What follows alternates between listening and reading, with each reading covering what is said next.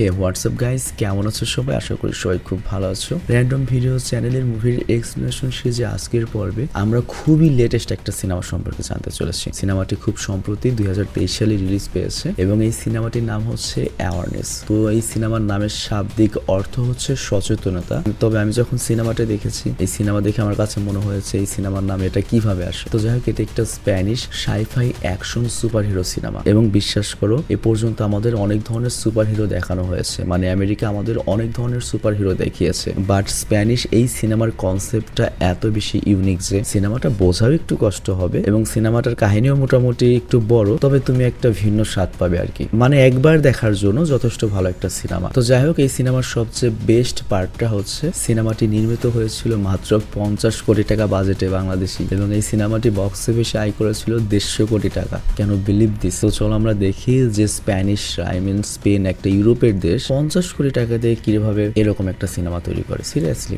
যে স্পেনে আমাদের বাংলাদেশিরা গেলে যদি ঘু পরিষ্কার করে তাও মাসে 4-5 হাজার ইউরো বেতন পায়, সেখানে মাত্র 50 লাখ টাকা দিয়ে কেমনে পসিবল ভাই সিনেমাটা তৈরি করা? তো যাই হোক, আমরা বাড়তি কোনো কথা বাড়াবো না, সিনেমাটা খুবই ইন্টারেস্টিং। তবে সিনেমাটি স্টার্ট হওয়ার পূর্বে ছোট্ট একটা কমার্শিয়াল বিজ্ঞাপন থাকবে, বাট তোমাকে যেটা করতে হবে, বিজ্ঞাপন যেটাই আসুক তোমরা বিজ্ঞাপন স্কিপ করে মূল ভিডিওতে যাবে। অ্যাকচুয়ালি মাঝখানে আমাদের কন্ট্রাক্ট পুরো বাতিল হয়ে গিয়েছিল, কারণ আমাদের কাছ থেকে তারা কোনো রেজাল্ট পায় না, কারণ তোমরা জানো আমি আমার একটা অডিয়েন্সকে কিন্তু কোনো অ্যাপে পাঠাই না। তো এর ফলে যেটা হয়েছে, তারা আমাদের কন্ট্রাক্ট বাতিল করে দিয়েছিল, কিন্তু আমি এরপর তাদেরকে রিকোয়েস্ট করেছি যে স্যার, আমি শুধুমাত্র আপনাদের বিজ্ঞাপনটা দিয়ে দিতে পারবো, প্রোমো কোড দিয়ে দিতে পারবো, রেফারেল লিঙ্ক দিয়ে দিতে পারবো, কিন্তু আমি রেজাল্টের গ্যারান্টি দিতে পারবো না। তো এরপর আমরা আবার রিকন্ট্রাক্ট নিয়েছি ঠিকই, তবে তারপর আমি কোনো আমার অডিয়েন্সকে বলির পাঠা বানাতে পারবো না, কারণ দেখো আমি 5 বছর ধরে তোমাদের এন্টারটেইন করছি, তোমরা অনেকে আমাকে বিশ্বাস করো কারণ অনেক জ্ঞানের কথা বলি। এখন আমি যদি একটা অ্যাপে তোমাদেরকে পাঠাই, যদি পাম্পুম দিয়ে পাঠাই, মিনিমাম 5-6 হাজার মানুষ যাবে, 5-6 হাজার মানুষ স্ক্যামের শিকার হবে বা ক্ষতির শিকার হবে, তবে আমার খুব লাভ হবে, ওরা আমাকে অনেক টাকা দেবে, বাট আমার অত টাকার দরকার নাই। আমি টাকার জন্য তোমাদেরকে বলির পাঠা বানাতে পারবো না, ওরা আমাদের 2000 দিক 3000 দিক, that's enough for me, but আমি জাস্ট আমার অডিয়েন্সের কোনো ক্ষতি করতে পারবো না এবং আমি চাই না তোমরাও স্বেচ্ছায় গিয়ে ক্ষতির সম্মুখীন হও। তো আমি বিজ্ঞাপন প্লে করে দিয়েছি। আর তোমার কাছে মনে হতে পারে ভাই কি কোম্পানির সাথে বেইমানি করছে? না, আমি কোম্পানিকে সরাসরি বলে দিয়েছি যে আমি বিজ্ঞাপন দিলে এইভাবেই দিব, দিলে দেন, না দিলে না দেন। তারা টাকাও তো আমাকে কম দিচ্ছে এর জন্য, তো আমি কোম্পানির সাথে কোনো বেইমানি করছি না এবং আমার অডিয়েন্সেরও কোনো ক্ষতি করছি না। আরেকটা কথা মনে রেখো, আমার যদি চিরতরে স্পন্সরশিপ চলেও যায়, তারপরও আমার পক্ষে তোমাদেরকে বলির পাঠা বানানো পসিবল নয়। টাকা পয়সা ইনকাম না থাকলে ইউটিউবিং বাদ করে দেবো, কিন্তু তোমাদের ক্ষতি করে আমি কিছু করতে পারবো না সিরিয়াসলি। তো যাই হোক, আমি বিজ্ঞাপনটা প্লে করে দিচ্ছি, বিজ্ঞাপনটা তোমরা স্কিপ করে মূল ভিডিওতে চলে যাও।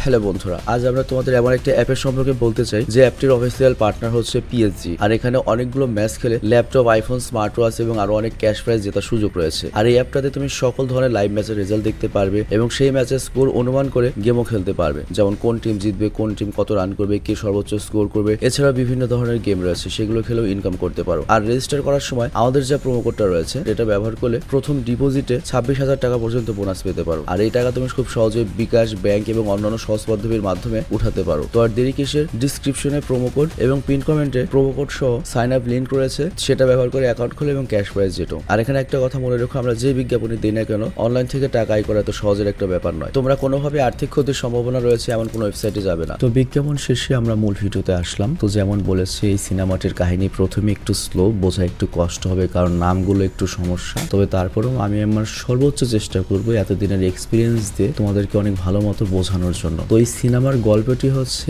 ইয়ান নামের একটা ছেলেকে নিয়ে, আর ওর মধ্যে একটা ইউনিক শক্তি রয়েছে। আর কেমন ইউনিক শক্তি আমি বিষয়টা বুঝিয়ে বলি। ধরো তুমি আমার সামনে রয়েছো, আমি করবো কি, আমার ব্রেন দিয়ে তোমার চোখে এমন কিছু দেখাবো, তুমি তোমার চারপাশে মিয়া খালিফাকে দেখবে বা তুমি দেখবে যে তুমি আমেরিকার লাস ভেগাসে রয়েছো, এরকম একটা কিছু। মানে ওর ব্রেন দিয়ে যে কোনো ইমাজিনারি দৃশ্য তৈরি করতে পারে এবং যে কাউকে বোকা বানাতে পারে, এবং সে তার এই শক্তি কিন্তু খারাপ কাজে ব্যবহার করে। তো যাই হোক, সিনেমা যখন শুরু হয় তখন আমাদের স্পেনের একটা দৃশ্য দেখানো হয়, আর আমরা এখানে স্পেনের একটা ছোট শহরকে দেখতে পাই। তো এখানে আমাদের ইয়ানের বাবার সাথে পরিচয় করিয়ে দেওয়া হয় যে ভিনসেন্ট পুরোপুরি আপাদম মস্তক একটা, মনে করো যে ল্যাপস পার্সন, কাম কাজ করে না কোনো, পোলার সাথে ঘুরে এবং ছেলের সাথে একটা দোকানে যায় আর 4-5টা মদের বোতল চুরি করে, আর মদের বোতলগুলো জ্যাকেটের ভেতরে নিয়ে কাউন্টারে আসতে থাকে। আর বাইরে থেকে তার ছেলের যে পাওয়ার রয়েছে ইমাজিনারি দৃশ্য তৈরি করা বা মনে করো যে কাউকে হ্যালোসিনেট করানো, তো ইয়ান করে কি তার শক্তি ইউজ করে ওই দোকানদার যে রয়েছে তাকে হ্যালোসিনেট করিয়ে দেখায় যে ছোট ছোট 2টা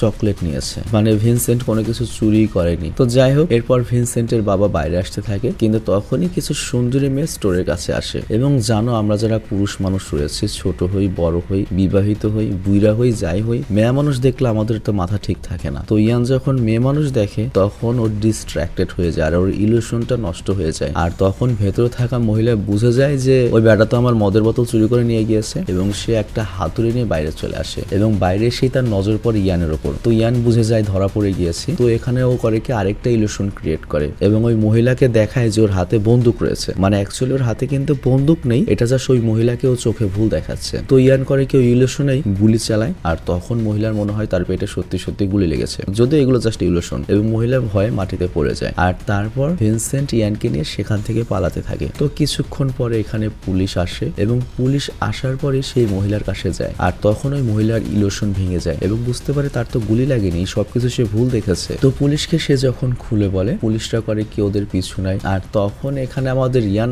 আরেকটা ইলুশন তৈরি করে, মানে পুলিশদের রাস্তা ভুল দেখায় এবং পুলিশের গাড়ি অন্যদিকে ঘুরে যায়। আর তারপরে অনেক দূরে চলে আসে আর তখন আমাদের ইয়ান তার বাবাকে বলে, আব্বা আমরা তো ছোটখাটো চুরি করছি কেন, এই মাইনসের বাড়ি বাড়ি মুরগি চুরি করে কোনো লাভ হবে, আমরা আমাদের ট্যালেন্ট নষ্ট করছি। আর তখনই দেখা যায় পেছনে আবার পুলিশ চলে এসেছে। তো ইয়ান এখন করে কি অনেক বড় একটা ইলুশন ক্রিয়েট করে। তো পুলিশের এখন মনে হয় যে অনেক বড় একটা তুফান আসতে চলেছে, বরফের তুফান, এবং তার গাড়ি আস্তে আস্তে ভেঙে চুরে ড্যামেজ হয়ে যাচ্ছে এবং সে করে কি তখন ভয়ে গাড়িটা সামলানোর চেষ্টা করে পাগলের মতো এবং এর ফলে যেটা হয় গাড়িটা মনে করে অ্যাক্সিডেন্ট হয়ে যায়। আর এতক্ষণে তোমরা হয়তো ইয়ানের পাওয়ারটা বুঝতে পেরেছো, মানে ও তোমার চোখে এমন কিছু দেখাবে যেটা বাস্তবে এক্সিস্টই করে না এবং ওগুলো দেখেই তোমার মনে করো যে পাওয়ারটা বাজিয়ে ফেলবে। তো যাই হোক এরপর ওদের গাড়ি এসে পড়ে গ্যাস স্টেশনে। এরপর আমাদের পুলিশ অফিসারকে দেখানো হয়, সে বুঝতে পারে না বরফের তুফানটা মানতে কিছু হয়নি, আমি তাহলে কি দেখলাম, কি দেখে এরকম হলো। কিন্তু পুলিশ বুঝতে পারে যে ওই ছেলের মধ্যে স্পেশাল কোনো ক্ষমতা রয়েছে এবং এরপর এই খবরটা পৌঁছে যায় ডক্টর অ্যাড্রিয়ানার কাছে, যে স্পেনের একজন উচ্চপদস্থ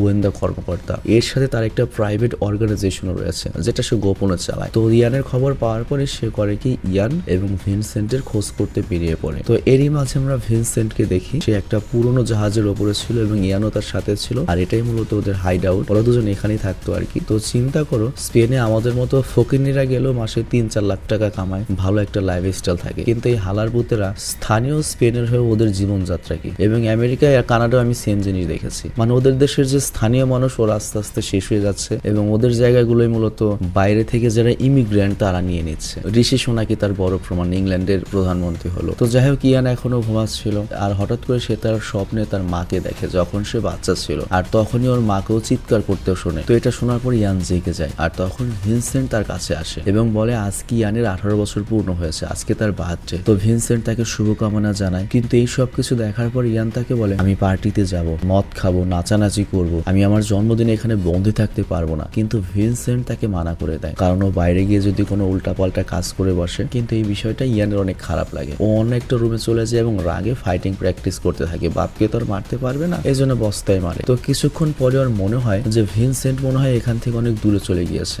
আর এই সুযোগও করে কি পাশের জানালা দিয়ে বাইরে বের হয় আর তারপরও মনে করো যে অনেক দূরে যেতে থাকে। আর এরপর আমরা শহরের দৃশ্য দেখতে পাই, যেখানে পুলিশ অফিসার ওই বারটেন্ডারকে, মানে ওই বৃদ্ধা মহিলাকে বলতে থাকে যার কাছ থেকে মদ চুরি হয়েছিল, যে সে কেমন ইলুশন দেখেছিল। তো পুলিশ যখন ওই মহিলার জেরা করছিল তখন পার্সিভার নামের একটা লোক এইসব কথা শুনে নেয়। তো পার্সিভার নামের এই লোকটাকে কিন্তু মনে রাখতে হবে, সে খুবই ইম্পর্টেন্ট একটা ক্যারেক্টার এবং তার মাঝে অদ্ভুত শক্তি রয়েছে আর তার শক্তি আরো বেশি ভয়ানক। সে তার শক্তি ব্যবহার করে ইনস্ট্যান্টলি পুলিশ অফিসারকে বেহুশ করে দেয়। আর অন্যদিকে আমরা অ্যাড্রিয়ানার পুরো টিমকে দেখি, যারা সবাই আস্তে আস্তে জাহাজের দিকে যাচ্ছিল, মানে ওরা খোঁজ পেয়ে গিয়েছে যে ভিনসেন্ট ওখানেই রয়েছে। তো ভেতরে বসে তখন ভিনসেন্ট মদ খাচ্ছিল, তো ওর হুশি হয় না যে বাইরে লোক এসেছে, কিন্তু যতক্ষণে ও এটা বুঝতে পারে ততক্ষণে অনেক দেরি হয়ে গিয়েছে। অ্যাড্রিয়ানার কাছে এসে মাথায় বন্দুকের নল ঠুকিয়ে দিয়েছে। তো যাই হোক এখানে আমরা জানতে পারি অ্যাড্রিয়ানা মূলত সরকারের খুবই গোপন বা ক্লাসিফাইড একটা গোয়েন্দা সংস্থার জন্য কাজ করে এবং তাদের এজেন্সির কাজই হচ্ছে এই স্পেনে যারা বিশেষ ক্ষমতার লোক রয়েছে তাদেরকে খুঁজে খুঁজে বের করা। এবং এখানে আমরা আরেকটা জিনিস জানতে পারি যে ভিনসেন্টও কোনো একদিন এই এজেন্সিতে ছিল এবং এই অ্যাড্রিয়ানার সাথেই কাজ করতো। অ্যাড্রিয়ানা তখন বলে তুমি ইয়ানকে কোথায় রেখেছো, ইয়ান কোথায়? তো ভিনসেন্ট কিছু বলে না আর এই জন্য ওই লোকগুলোকে টর্চার করতে থাকে। তো কিছুক্ষণ পরে অ্যাড্রিয়ানা বলে ঠিক আছে তোমাকে বলতে হবে না, আমি জানি ইয়ান কোথায়, আমি ওর পিছু অলরেডি লোক লাগিয়ে দিয়েছি। আর এরপর আমরা টাউনে ইয়ানকে দেখতে পাই আর ও বুঝে যায় কিছু লোক ওর পিছু নিয়েছে, কিন্তু তারা ওকে ধরে ফেলার আগে সেখানে পার্সিভার নামে সেই লোকটা চলে আসে, মানে যাকে আমরা একটু আগে দেখেছি, আমি বলেছিলাম ওকে মনে রাখতে হবে, খুব রহস্যময় একটা লোক। তো পার্সিভার এসে এক এক করে সবাইকে মারতে থাকে, কিন্তু কিন্তু তখনই অ্যাড্রিয়ানার টিমের একজন রেডিও নেয় এবং অ্যাড্রিয়ানাকে বলে এখানে পার্সিভার চলে এসেছে, আমাদের সবাইকে মারছে, ডাইরেক্ট ব্যাকআপ পাঠান, আর আমাদের ইয়ানের আগে পার্সিভারকে আগে শেষ করতে হবে, তা না হলে আমরা কেউ টিকতে পারবো না। তো এরপর সবাই পার্সিভারের পেছনে লেগে যায়। তো এরপর একজন লোক দেখে যে পার্সিভার সামনে রয়েছে আর সে করে কি পার্সিভারের উপর গুলি করে, কিন্তু অ্যাকচুয়ালি পার্সিভার এখানেও একটা ইলিউশন তৈরি করেছিল, ওখানেও ছিলই না। তো পার্সিভার তখন পেছন থেকে এসে তাকে মেরে ফেলে আর এরপর এমন একটা শক্তিশালী ইলিউশন ও তৈরি করে যেখানে দেখা যাচ্ছিল চারদিকে শুধুমাত্র পার্সিভারই ছিল, কিন্তু আসল পার্সিভার তো ছিল ইয়ানের সামনে এবং সে তার ইলিউশনে সবাইকে জাস্ট ফাঁসাচ্ছিল। কিন্তু তখনই পেছন থেকে একজন এসে করে কি পার্সিভারকে একটা বিশেষ হেলমেট পরিয়ে দেয় আর ওই হেলমেট পরার কারণে পার্সিভার তার শক্তি আর ব্যবহার করতে পারে না। আর তখন সবাই পার্সিভারকে ধরার চেষ্টা করে, বাট এখানে আরেকটা জিনিস রিভিল হয়, আমরা দেখতে পাই যে পার্সিভার কিন্তু খুব চমৎকার একজন ফাইটার, সে এক এক করে সবাইকে মেরে হারিয়ে দেয়। মানে ওর যে সুপার ন্যাচারাল পাওয়ার রয়েছে তার বাইরেও ওর ফিজিক্যাল স্ট্রেংথ অনেক বেশি। তো এরপর ও দেখতে দেখতে সকল এজেন্টদেরকে মেরে ফেলে আর সবাইকে মারার পর সে তার হেলমেট উঠিয়ে ফেলে, মানে এখন ও আবার ওর সুপার ন্যাচারাল পাওয়ার ইউজ করতে পারবে। আর অন্যদিকে আমরা ইয়ানকে দেখি আর ওর কাছে এস্টার নামের একটা এজেন্ট এসেছে, একটা মেয়ে এজেন্ট। তো এই মেয়ে এজেন্টটা হুট করে কই থেকে আসলো জানা নেই বলা নেই, সে ইয়ানকে টেনে বাইরে নিয়ে যায়। তো এই মেয়ে এজেন্ট কই থেকে এসেছে, কিভাবে আসলো, এটা একেবারে সিনেমার লাস্টে জানতে পারবে এবং যখন জানতে পারবে তুমি আকাশ থেকে পড়ে যাবে। তো যাই হোক, বাইরে গেলেই তার অ্যাড্রিয়ানের সাথে দেখা হয় আর অ্যাড্রিয়ানা তাকে বলে তোমাকে আমাদের সাথে যেতে হবে ইয়ান। আর ইয়ান তখন দেখতে পায় অলরেডি ভিনসেন্টকেও অ্যাড্রিয়ানার লোকজন বেঁধে ফেলেছে। তো তখন ইয়ান বাধ্যতামূলক এসে ভেতরে বসে আর তারপর বসার পরে ওই লোকগুলো ইয়ানের হাত পা বেঁধে দেয় এবং ওর মাথায় সেই বিশেষ হেলমেটটা পরিয়ে দেয় যাতে ওর শক্তি ব্যবহার করতে না পারে। তো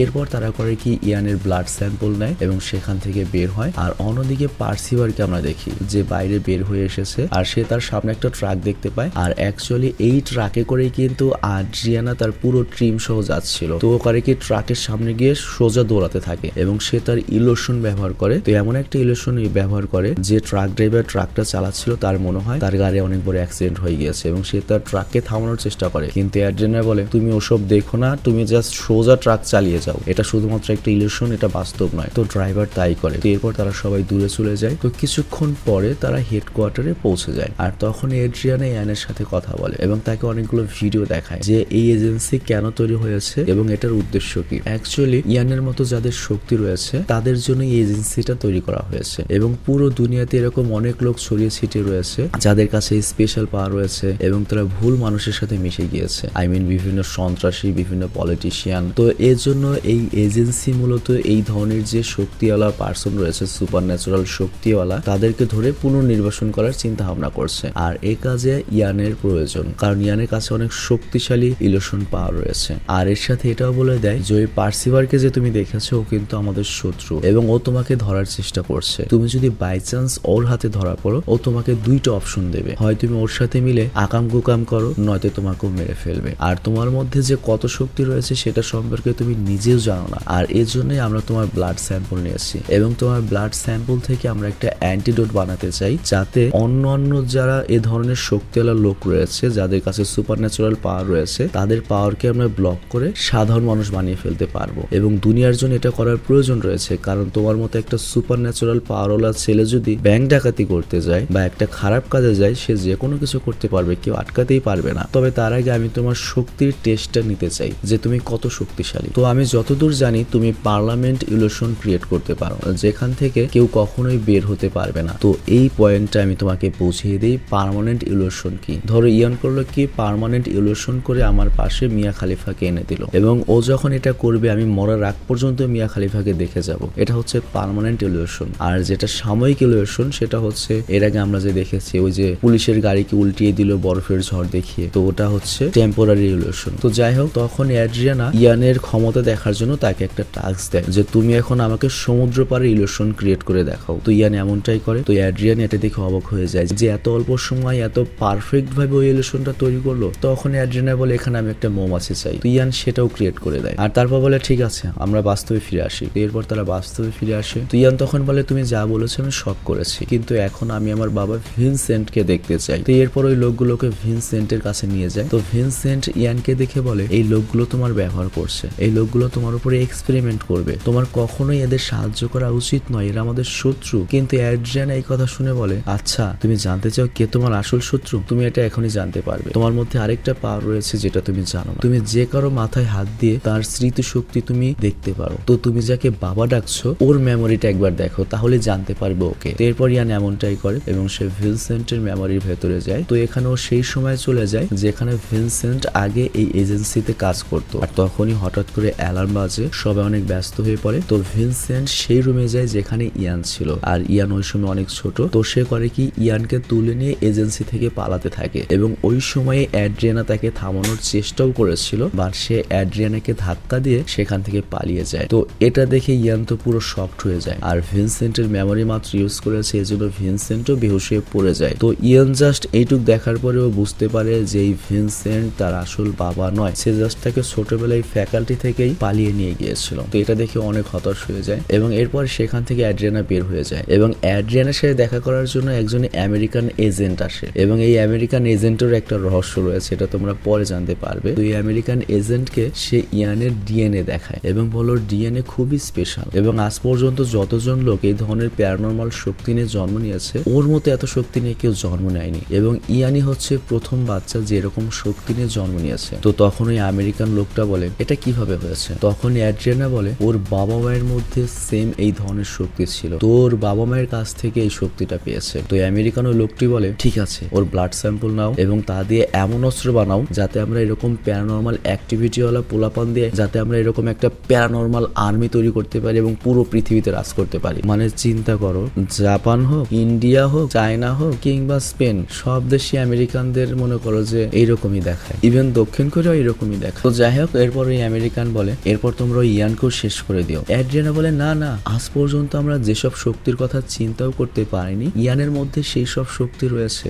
ওকে মারা আমাদের কখনোই উচিত হবে না। আর এরপর আমরা একটা বিজ্ঞানীকে দেখি যারা করেছে কি অ্যাড্রিয়ানের এই ফ্যাকাল্টিতে ঢুকেছে এবং সে ইয়ানের ওই ব্লাড স্যাম্পলটা দেখছিল আর তখন সেখানে ওর ডিএনএ তে একটা ইউনিক জিনিস লক্ষ্য করে এবং হাসতে শুরু করে। আর অন্যদিকে ইয়ানকে তো বন্দি করে রাখা হয়েছিল আর তখন ওর কাছে সেই ইস্টার মেয়েটি আসে আর সে ইয়ানকে বলে তুমি যদি এখানে থাকো তাহলে কিন্তু ওরা তোমার উপর গিনিপিগের উপর এক্সপেরিমেন্ট করবে আর তুমি কিন্তু এক্সপেরিমেন্টের জন্য জন্ম নাওনি, তুমি এখন এখান থেকে পালিয়ে যাও, আমি তোমাকে এই কাজে সাহায্য করবো। তো ইয়ানও রাজি হয়ে যায়। তো ইস্টার নামের ওই মেয়েটির সাথে ইয়ান বাইরে চলে আসে এবং এক এক করে সকল গার্ডসদের মারতে থাকে এবং যে ওর সামনে আসছে তাকেও মেরে ফেলে। আর তারপর সে চলে আসে লিফটের ভেতরে আর লিফটের ভেতরে আসার পর ইয়ান বলে আমাদের সাথে ভিনসেন্টকেও নিয়ে যাওয়া উচিত, যদিও আমার বাবা নয় তবে ওর কাছে আমার অনেক প্রশ্ন করা রয়েছে, আমার আসল পরিবারকে। আর তখন তারা ভিনসেন্টকেও নিয়ে নেয় আর তারপর বাইরে এসে গাড়িতে বসে এবং পালিয়ে যেতে শুরু করে। আর অ্যাড্রিয়ানা যখন এই কথা জেনে যায় সে তার সকল গার্ডসদের ওর পেছনে লাগিয়ে দেয়, কিন্তু ইয়ান তখন অনেক দ্রুত ড্রাইভ করছিল এবং আমরা তখন ভেতরে থাকা সেই বৈজ্ঞানিকটাকে আবার দেখি, সে হুট করে সকল লোকজনদের মার্ক দেওয়া শুরু করে এবং সবাইকে মেনে সিসিটিভি ক্যামেরার ফুটেজ দেখে। আর তখন ওই বৈজ্ঞানিকের ফেস রিভিল হয়, আমরা জানতে পারি এটা কোনো বৈজ্ঞানিক নয়, এটাই সেই পার্সিভার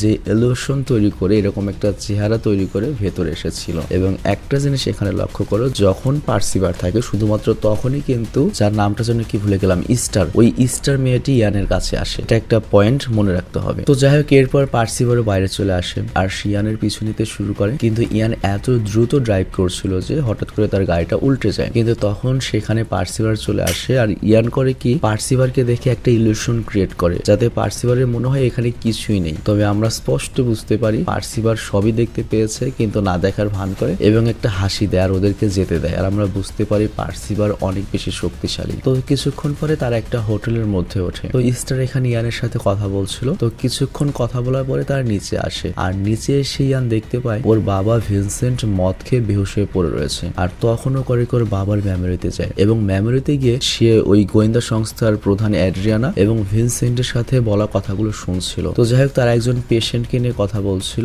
যাকে খুব দ্রুতই পোল্যান্ডে পাঠিয়ে দেওয়া হবে এবং পোল্যান্ডের কোন একটা গোপন ফ্যাসিলিটিতে তাকে রাখা হবে। আর এই কথা বলে অ্যাড্রিয়ানা একটা ভ্যানের কাছে যায় এবং একটা সিরামের ব্যাপারে কথা বলে। আর এরপর ইয়ান দেখে ভেতরে একজন লোক ভ্যানের মধ্যে বসে রয়েছে এবং তার মুখে মাস্ক লাগানো এবং তার 3টা আঙ্গুল কাটা এবং এই দৃশ্য এত ভয়ঙ্কর ছিল যে ইয়ান ইনস্ট্যান্টলি ভিনসেন্টের মেমোরি থেকে বাইরে চলে আসে এবং ভয় পেয়ে যায় এবং তখন আর মনে হয় আমাকে পোল্যান্ডে যেতে হবে এবং পোল্যান্ডে গিয়ে এই রহস্যটা বের করতে হবে। তো বুঝতেই পারছো ইউরোজোনের দেশ, স্পেন থেকে পোল্যান্ড যেতে তো অনেক ঝামেলা না, তবে তারপরে মোটামুটি ভালো ক্যাশের প্রয়োজন। তো টাকার জন্য পরের দিন যায় হচ্ছে ব্যাংকে এবং ক্যাশিয়ারকে জাস্ট একটা পেপারের টুকরা দেয় কিন্তু এমন একটা ইলিউশন ক্রিয়েট করে দেখে মনে হয় এটা একটা চেক। তো ওই ক্যাশিয়ার মহিলা তখন তাকে টাকা দিয়ে দেয় কিন্তু টাকা নিয়েও করে কি তাড়াহুড়া করে যখন বাইরে চলে আসে তখন ইলিউশনটা ভেঙে যায় আর মহিলা তো তোর তখন মনে করো শকড হয়ে যায় এবং পুলিশ করে পেছনে লাগিয়ে দেয়। আর তখন আমরা দেখি ইয়ান এবং ইস্টার অনেক দ্রুত দৌড়ায় এবং পুলিশদের চকমা দিয়ে হোটেলের মধ্যে চলে আসে। তো হোটেলের মধ্যে এসে ইয়ানের ফিল হয় ভিনসেন্ট তো এখানে নেই, ভিনসেন্ট কই গেল। আর তখনই ইস্টার ওয়াশরুমে গোসল করতে যায়। তো এরপর ইয়ান দেখতে পায় বাইরে একটা গাড়ি পার্ক করা রয়েছে। তো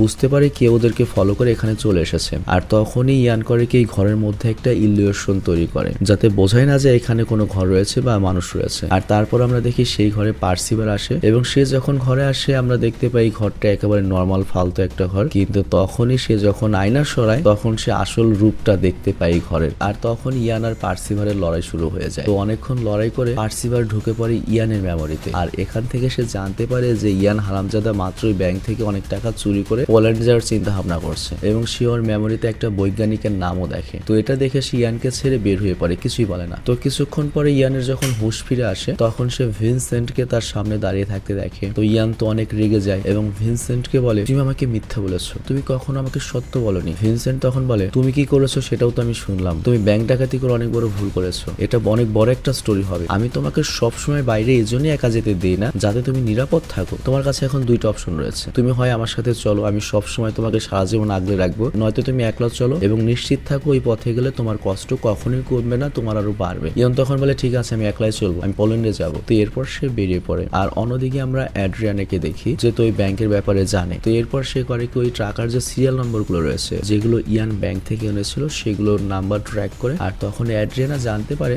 সে পোল্যান্ড যাচ্ছে। আর এর সাথে অ্যাড্রিয়ানা জানতেও পারে যে ওই টাকাগুলো কোথায় ইউজ হয়েছে, মানে পোল্যান্ডের বিমানের টিকিট কিনতে। তো এই জন্য সে করে কি তার এজেন্টকে ওর পেছনে পাঠায়। আর এরপর আমরা ইয়ান আর ইস্টারকে দেখি তারা দুইজন পোল্যান্ডে পৌঁছে যায় এবং সেই ল্যাবে যায় যেটার দৃশ্য ইয়ান ভিনসেন্টের মাথা থেকে দেখেছিল। আর তখনই আমরা বাইরে পার্সিভারকে দেখি আর সে অ্যাড্রিয়ানার সকল এজেন্টকে মেরে ফেলে। আর ভেতরে তখন ইয়ানের ফিল হয় যে ল্যাবটা তো এতটুকু হওয়া উচিত না, এটা কেমন ল্যাব। আর তারপর ও দেয়াল চেক করে এবং দেয়ালের একটা জায়গার ফাঁপা মনে হয়। তো এরপর ও করে কি দেয়াল ভেঙে ভেতরে চলে যায় এবং সেখানে গিয়ে অনেক পুরনো ফাইল দেখতে পায় এবং একটা ফাইলে ওর মায়ের ছবি দেখতে পায় যার ছবি সে স্বপ্ন দেখতো। তো ওর কাছে তখন মনে হয় আমার মা হয়তো এখনো বেঁচে রয়েছে এবং তার উপর হয়তো কোনো বৈজ্ঞানিক এক্সপেরিমেন্ট করা হচ্ছে। আর অন্যদিকে আমরা অ্যাড্রিয়ানাকে দেখি ও যায় হচ্ছে ভিনসেন্টের কাছে এবং ওকে বোঝায় তোমার আর মদ খাওয়া উচিত নয়, সময় চলে এসেছে তুমি তোমার আসল বাবা হওয়ার খেল দেখাও। আর তখনই ইয়ান রুম থেকে বের হয় আর বাইরে বেরিয়ে সে দেখে পার্সিভার দাঁড়িয়ে রয়েছে ইস্টারের সাথে। তো এখানেও বুঝে যায় যে ইস্টার হয়তো পার্সিভারের সাথে এবং ইস্টারই পার্সিভারকে ডেকেছে। ব্যাপারটা কিন্তু নোটিস করো, যখন পার্সিভার থাকে তখন ইস্টার থাকে, মানে ওই মেয়েটা থাকে। তো ইস্টার তখন বলে দেখো দেখো আমি তোমাকে বলি শুধুমাত্র পার্সিভারই তোমার সকল প্রশ্নের উত্তর দিতে পারবে। তো তখন ইয়ান করে কি বন্দুক বের করে, কিন্তু পার্সিভার ভয় না পেয়ে এগিয়ে আসতে থাকে কারণ ও জানে ইয়ানের হাতে কোনো বন্দুক নেই, ওটা জাস্ট একটা ইলুশন। তবে তারপর ইয়ান করে কি তার সর্বোচ্চ ইলুশনিক পাওয়ার ইউজ করে, সে করে কি তার অনেকগুলো ক্লোন করে এবং চারপাশ থেকে পার্সিভারকে ঘিরে ফেলে, অনেকগুলো ইয়ানস হয়ে যায় এখানে। তো পার্সিভার তখন ইস্টারের দিকে তাকায় আর ইস্টার তখন বলে ওই যে ওইটা আসল ইয়ান। তো এরপর পার্সিভার করে কি ইয়ানের মাথায় বন্দুক ধরে কিন্তু গুলি চালায় না। এরপর এই সিনেমার সবচেয়ে আসল টুইস্ট আসে, সেটা হচ্ছে সে ইয়ানকে বলে আমি তোর বাবা, তোর সকল প্রশ্নের জবাব শুধুমাত্র আমার কাছেই আছে। আর এরপর সে তার কাহিনী বলতে শুরু করে। সে বলে রাশিয়ার সাথে কোল্ড ওয়ারের সময় কোন একটা বৈজ্ঞানিক একটা ফর্মুলা বানিয়েছিল এবং এর সাহায্যে সে মানুষজনদেরকে অনেক ইউনিক ক্ষমতা দিতে পারত। আর তখন সে অনেকগুলো ভলেন্টিয়ারকে ডাকে এবং সবাইকে ইনজেকশন দেয় আর পাশাপাশি সে একটা মেয়ের উপরে এক্সপেরিমেন্ট করে আর তখন তার মধ্যে ওই ইউনিক শক্তিটা চলে আসে। কিন্তু আমাদের সরকার এই সব যে পাওয়ারওয়ালা মানুষ রয়েছে তাদেরকে স্পাইয়ের মতো ব্যবহার করার চেষ্টা করে এবং স্পাই হিসেবে ব্যবহারও করেছিল। কিন্তু কোল্ড ওয়ার যখন শেষ হয়ে যায় তখন সরকারের মনে হয় এগুলো আমাদের জন্য থাকা রিস্ক, ওরা আমাদের বিরুদ্ধেও যেতে পারে, পরবর্তীতে আমাদের জন্য হুমকি হতে পারে। তো এরপর সরকার করে কি একে একে সবাইকে মারতে শুরু করে। তো এর জন্য আমি খুব ভয় পেয়ে গিয়েছিলাম, আমরা ভেবেছিলাম আমরা সবাই ধ্বংসের কাছাকাছি চলে এসেছি। কিন্তু তখনই আমাদের সামনে একটা পীরের মতো কেউ চলে আসে যাকে সবাই মিউল বলতো এবং সে এত শক্তিধর ছিল যে সে মানুষের মাইন্ড কন্ট্রোল করতে পারতো এবং যে আমাদেরকে মারতে আসতো সে ওদের ব্রেন এমন ভাবে কন্ট্রোল করতো যে ওরা নিজেরা নিজেদেরকে মেরে ফেলতো। আর তারপর আমাদের একটা গোপন কমিউনিটি হয় এবং আমরা সিদ্ধান্ত নিই আমরা একটা নর্মাল জীবন কাটাবো আমাদের নিজেদের শক্তি ইউজ করা ছাড়া, মানে কি আমাদের শক্তি সম্পর্কে জানতে পারবে না। তো আমরা নর্মাল ভাবে জীবনযাপন শুরু করি। এরপর পরিচয় হয় তোর মায়ের সাথে, তারপর বুঝতে পারছে সে প্রেগনেন্ট হয়ে যায়। আর এরপর তুই যখন জন্ম নিস সেটা আমাদের জীবনের সবচেয়ে সেরা একটা সময় ছিল। তবে সবচেয়ে অবাক করা ব্যাপার ছিল তুই জন্মগতভাবে অনেক বেশি শক্তি পেয়ে গিয়েছিস কারণ তোর মা আর আমার দুজনের ভেতরেই ওই স্পেশাল পাওয়ার ছিল। আর বিশ্বাস কর তোকে লেবে থেকে কোনো ইনজেকশনই দেওয়া হয়নি, তুই পুরোটা জন্মগতভাবে পেয়েছিলি। তো ওদের কথাবার্তা যখন চলছিল তখনই কিন্তু এখানে এজেন্টরা আসা শুরু শুরু করে। আই মিন ওই মহিলার নাম যেন কি ভুলে গেলাম, আড্রিয়ানার আর কি। তো পার্সিবার তখন এটা বুঝতে পেরে ইস্টারকে বলে ইয়ানকে নিয়ে আমার মাদ্রিদের বাসায় চলে যাও, ওখানে আমরা দেখা করব। তো তখন ইস্টার ইয়ানকে নিয়ে বের হয়ে যায় আর পার্সিবার এই সকল এজেন্টদের সাথে একাই লড়াই করা শুরু করে এবং সে অনেকজন এজেন্টকে মেরেও ফেলে। কিন্তু ফাইনালি একসময় পার্সিবার ধরা পড়ে যায় এবং তার চেহারায় হেলমেট লাগিয়ে দেওয়া হয়। আর হেলমেট লাগালে তো বুঝতেই পারছো উল্লাডা বেডা আর কোনো ক্ষমতা ইউজই করতে পারবে না। আর অন্যদিকে আমরা ইস্টারকে দেখি সে এক এক করে সকল এজেন্টদের মারছিল আর তাদেরকে মেরে সে ইয়ানকে নিয়ে ছাদের উপর থেকে লাফ দেয়। তো ও তো লাফ দিয়ে নিচে পড়ে যায় ঠিকই, কিন্তু ইয়ান বেচারা লাফ দিতে পারে না আর গার্ডসরা এসে তখন গুলি করতে থাকে। আর তখন আমাদের নায়ক সাহেব একটা পাইপের ব্যবহার করে নিচে চলে আসে এবং এখান থেকে পালিয়ে যায়। তো এখন তোমাদের মনে একটা প্রশ্ন আসতে পারে, ইস্টার নামের ওই মেয়েটি ওখান থেকে লাফ দিয়ে নেমে আসলো, নায়ক পারলো না কেন? অথচ নায়কের কাছে তো সুপার পাওয়ার রয়েছে, বা নায়ক এখানে তার ইলিউশন পাওয়ার ইউজ করলো না কেন? তো যাই হোক সেটা বড় কথা নয়, মাঝে মাঝে ভূতরা ভুলে যায় যে ওরা উদ্দেশ্য হতে পারে আর এই জন্য আমাদের সামনে হঠাৎ চলে আসে। তো যাই হোক এদিকে আমরা পার্সিবারকে দেখি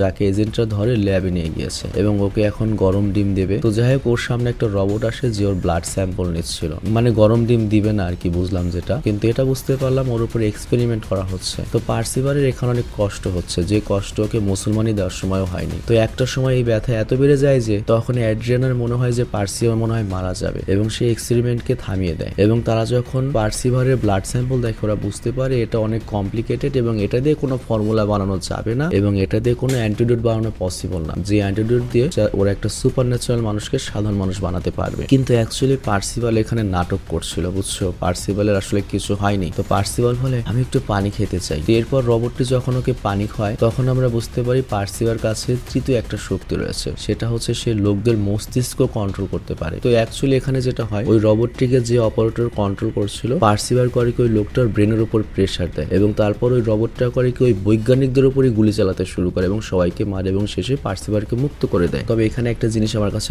লজিকলেস লেগেছে, কারণ তোমার হেলমেট পরলেই তো তুমি কোনো পাওয়ার ইউজ করতে পারছো না। তো এখানে পার্সিবারের মাথায় কিন্তু হেলমেট ছিল, রোবটটা জাস্ট একটা স্ট্র দিয়ে পানি খাইয়েছে। তো পার্সিবার কিভাবে রোবটের অপারেটরকে কন্ট্রোল করতে পারলো? Totally logicless seriously. তবে তারপরেও সিনেমায় গরু গাছে ওঠে, এটা খুবই স্বাভাবিক একটা ব্যাপার। তো যাই হোক এরপর আমরা ইয়ানকে দেখতে পাই যে মাদ্রিদের বাড়িতে পৌঁছে গিয়েছে আর সেখানে গেলে সে জানতে পারে তার মা এখানে রয়েছে তার বাবার বাসায়। তো যাই হোক সে তার মায়ের কাছে বসে আর তখনই এখানে পার্সিবারও চলে আসে আর পার্সিবার বলে তোমার মায়ের মেমোরির একটা অংশ এখনো জীবিত রয়েছে তার ব্রেনে, তুমি ওইটা চাইলে দেখতে পারো। তো এরপর সে করে কি তার মায়ের মেমোরিতে চলে যায়, কিন্তু তখন পার্সিবারও করে কি ওর মায়ের মেমোরির ভেতরে ঢোকে এবং সে ইয়ানকে বোঝানোর চেষ্টা করে যে এজেন্সি তার মায়ের উপরে কত অত্যাচার করেছে আর এই কারণে তার এই অবস্থা হয়ে গিয়েছে। তো এরপর ইয়ান আস্তে আস্তে এগিয়ে যায় এবং এগিয়ে গেলে সে একটা ফর্মুলা দেখতে পায়, মানে বুঝতেই পারছো এটা তো একটা কাল্পনিক জগৎ, ড্রিম। তো পার্সিবার তখন বলে এইটাই সেই ফর্মুলা যেটা দিয়ে আমরা নতুন পার্সিবার বানাতে পারবো, মানে বুঝতেই পারছো পার্সিবার তার নিজের ক্লোন বানাতে চাচ্ছে। তো ইয়ান ওই ফর্মুলার কাছে চলে যায়, কিন্তু পার্সিবার যখন ওই ফর্মুলার কাছে যাওয়ার চেষ্টা করে সে কোনোভাবে এ পর্যন্ত যেতে পারে না, একটা দেয়াল তাকে আটকে দেয়। তো এর মানে হচ্ছে ইয়ানের যে মা সে চাচ্ছে না যে এই ফর্মুলা পর্যন্ত পার্সিবার আসতে পারো, এই ফর্মুলার এক্সেস শুধুমাত্র ইয়ানের কাছে থাক, তার ছেলের কাছে। তো যাই হোক তখন পার্সিবার বারবার দেয়াল ভাঙার চেষ্টা করে আর এতে তার মায়ের অনেক কষ্ট হয়, মানে বুঝতে পারছো সে তো তার মেমোরি দিয়েই দেয়ালটা আটকাচ্ছে। আর এই অবস্থা থেকে দ্রুত করে কি ইয়ান তার মায়ের মেমোরি থেকে বেরিয়ে আসে, কিন্তু তখন ওর মা মারা যায় আর তখনই এখানে আড্রিয়ানার সকল এজেন্ট এই রুমে চলে আসে। তো ইয়ান তো পুরো খেপে যায় এবং সে তার তৃতীয় শক্তি সম্পর্কে জানতে পারে, মানে সেই পীরের মতো তার শক্তি রয়েছে, সে যে কাউকে কন্ট্রোল করে তার ব্রেনকে কন্ট্রোল করে তাদের পিস্তল তাদের পেছনে দিতে পারবে। তো সে এজেন্টদের ব্রেনের উপর কন্ট্রোল নেয় এবং ওদেরকে নিজেদের মেরে ফেলতে বাধ্য করে এবং আস্তে আস্তে রুম থেকে বের করে দেয় এবং সামনে যে আসে সবাইকে মেরে ফেলে। তো ওকে দেখে সবাই তো তখন ভয় পেতে শুরু করে আর বাইরে আসলেও অ্যাড্রিয়ানাকেও সেখানে দেখে এবং এরপর ও করে কি সবাইকে বেহুশ করে দেয়, এর সাথে ওরা সবাই নিজেদেরকে মেরে ফেলে। কিন্তু তখনই সেখানে ভিনসেন্ট আসে এবং শিয়ানকে বলে প্লিজ আমার কথা শোনো, তোমাকে কারো মারার দরকার নেই, তুমি কোনো খারাপ মানুষ নও, তুমি এমন কোনো কাজ করো না যাতে পরে তোমার আফসোস হয়। এই পার্সিবার এই লোকটা তোমাকে বোকা বানাচ্ছে, সে তোমার শক্তি ব্যবহার করছে। কিন্তু তখনই সেখানে পার্সিবার চলে আসে এবং সে ইয়ানকে বলে ভিনসেন্টকে মেরে ফেলতে, কিন্তু ইয়ান এমনটা করে না আর তখন পার্সিবার নিজেই তার শক্তি ব্যবহার করে ভিনসেন্টকে গুলি করে মেরে দেয়। আর এটা দেখে ইয়ান পুরো শকড হয়ে যায়, সে সবাইকে ছেড়ে দেয় এবং দৌড়ে ভিনসেন্টের কাছে যায়, কারণ হাজার হলো ছোটবেলা থেকে ভিনসেন্টের কাছেই বড় হয়েছে। আর তখন আমরা দেখি পার্সিবার করে কি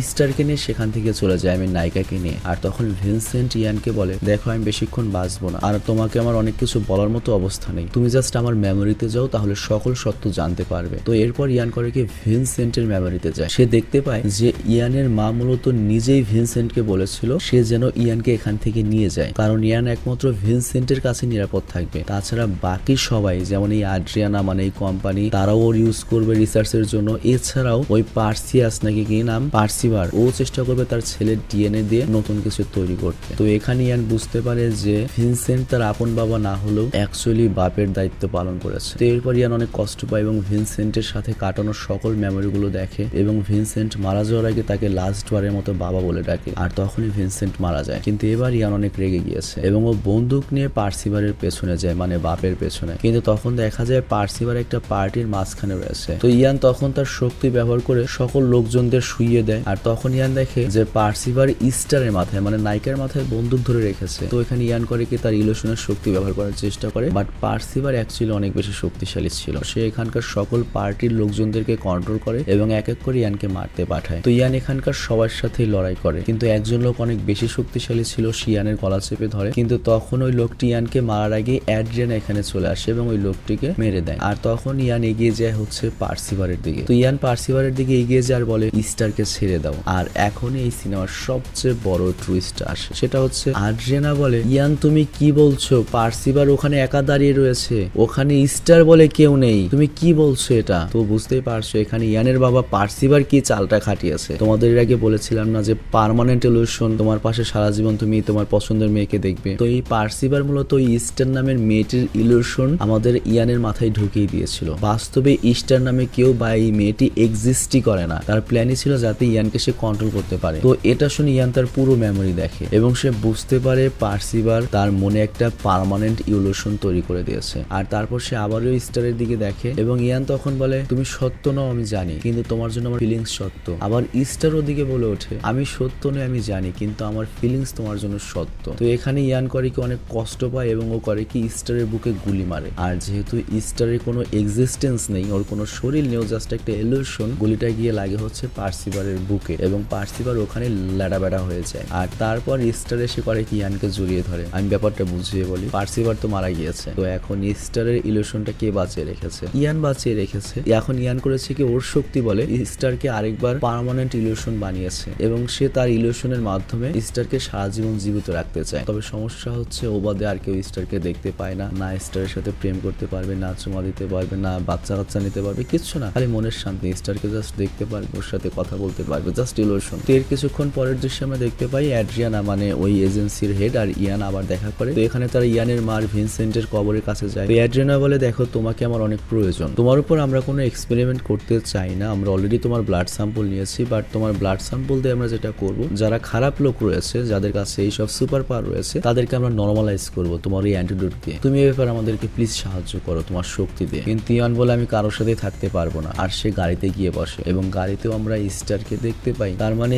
ইয়ান সারা জীবনের জন্য একটা পার্মানেন্ট ইলুশন ক্রিয়েট করে ফেলেছে, আর সেটা হচ্ছে ইস্টার নামের এই সুন্দরী একটা মেয়ে। আর অন্যদিকে আমরা আড্রিয়ানাকে দেখি যে আমেরিকান ওই এজেন্টের সাথে কথা বলছে, কিন্তু জানালায় দেখা যায় এখানে কোনো এজেন্টই নেই। কিন্তু জানালায় ইয়ান দেখতে পায় ওখানে কোনো এজেন্ট নেই, অ্যাড্রিয়ানা জাস্ট একা কথা বলছে। তো এর মানে অ্যাড্রিয়ানাও তার স্বপ্নের রাজ্যে থাকছে আর কি, যে কোনো একটা আমেরিকান এজেন্ট আসবে, তার সাথে সে কোটি টাকার ডিল করবে। মানে সবাই স্বপ্ন নিয়ে বাঁচে, ইলুশন নিয়ে বাঁচে। আর এখানে এই সিনেমাটি শেষ হয়ে যায়। তো যাই হোক, সিনেমার কনসেপ্টটা একেবারে পুরো ইউনিক। তবে আমি বিশ্বাস করি সিনেমাটি তোমার মাথার উপর দিয়ে যায়নি, আমি যথেষ্ট সহজভাবে সিনেমাটি বুঝিয়ে দেওয়ার চেষ্টা করেছি, একেবারে পানি দিয়ে গিলিয়ে গিলিয়ে। তো ভালো থেকো, সুস্থ থেকো, টেক কেয়ার, আল্লাহ হাফেজ।